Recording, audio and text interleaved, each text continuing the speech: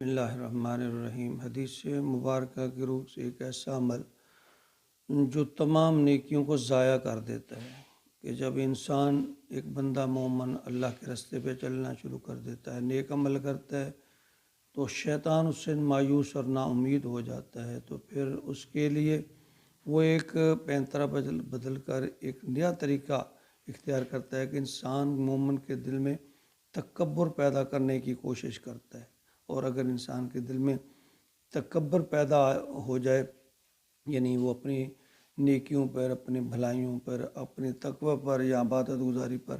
اگر وہ فخر کرنا شروع کر دے، تو سمجھ لو کہ اس کے اعمال جو ہیں وہ برباد ہو جائیں گے۔ نبی پاک صلی اللہ علیہ وسلم کا فرمان ہے کہ کوئی بندہ جس کے دل میں ایک رائی کے دانے کے برابر بھی تکبر ہوگا، وہ جنت میں داخل نہیں ہوگا۔